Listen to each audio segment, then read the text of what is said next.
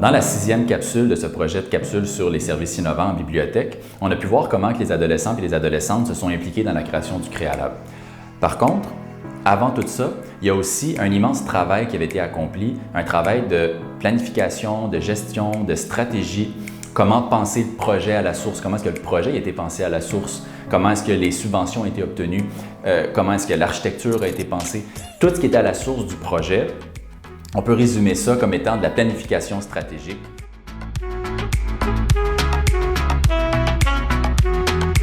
Il y a plein d'étapes à cette planification stratégique-là.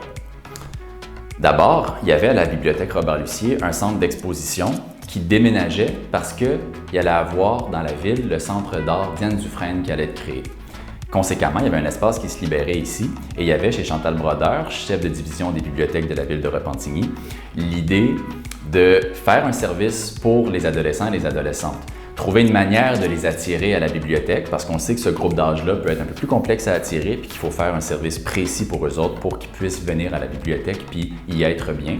Et donc, il y avait chez elle l'idée de faire un service pour ce groupe d'âge-là et un service aussi où il y aurait de la techno. Une fois que l'idée derrière le projet à la source était claire, il fallait ensuite présenter le projet puis aller chercher l'approbation de la ville. Donc, Chantal avait à faire beaucoup de présentations auprès de l'administration municipale, sa supérieure, la direction générale, le conseil municipal, beaucoup de présentations à faire puis beaucoup d'explications sur l'idée derrière le projet et surtout, à travers ça, Chantal devenait une médiatrice de la bibliothèque puis des services innovants en bibliothèque. Une fois que l'approbation de la ville avait été obtenue, le travail était loin d'être terminé. Il restait encore énormément de choses à faire.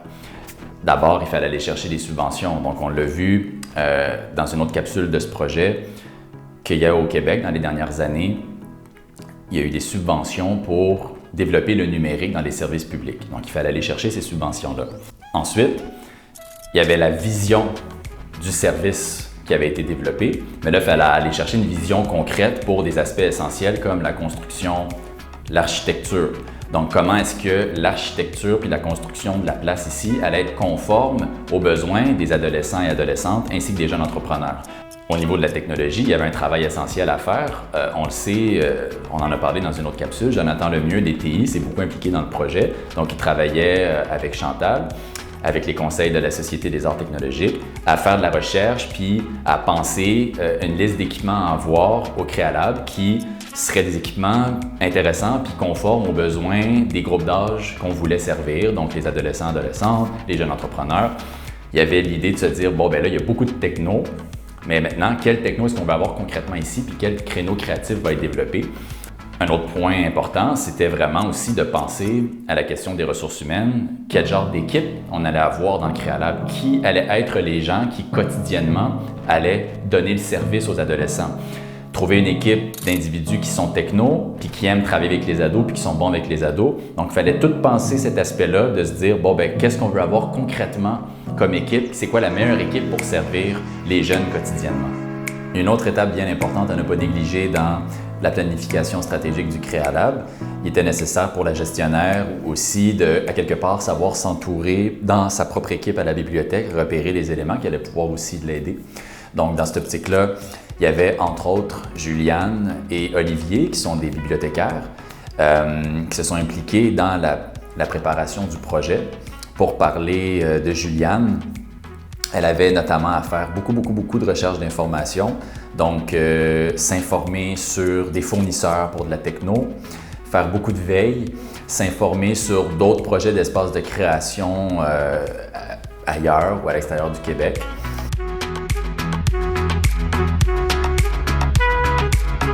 Si on repère les mots-clés essentiels à la base de l'argumentaire, quand on veut faire un service innovant ou futuriste, il y a vraiment l'idée de capitaliser, d'être opportuniste lorsqu'il y a des conditions gagnantes qui s'offrent à un gestionnaire ou une gestionnaire de bibliothèque.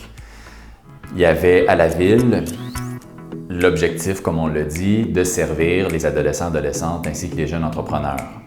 Il y avait un lieu qui se libérait dans la bibliothèque. Il y avait le projet de faire une ville intelligente. Donc, faire un service techno allait dans ce sens-là. Et puis, il y avait des possibilités de subvention, comme on l'a dit dans le projet de capsule. Puis, un autre point extrêmement important dans l'argumentaire de Chantal dans le cas du Créalab ou d'un gestionnaire ou d'une gestionnaire qui développe un gros service en bibliothèque, c'est sûr, toujours ramener vers la mission des bibliothèques publiques. Donc, vraiment de faire le lien avec les valeurs défendues par la mission des bibliothèques publiques. Dans le cas du Créalab, faire un service techno pour ados, de montrer comment que d'une part, la techno, c'est dans la mission des bibliothèques publiques, ainsi que servir les adolescents. Donc, la mission des bibliothèques publiques défend qu'on doit faire de la techno, puis qu'on doit faire de l'échange de connaissances, qu'on doit avoir des lieux de socialisation pour adolescents. Et donc, tout ça, montrer comment que le futur Créalab allait être conforme à cette mission-là, c'était très important dans l'argumentaire pour donner une légitimité au projet.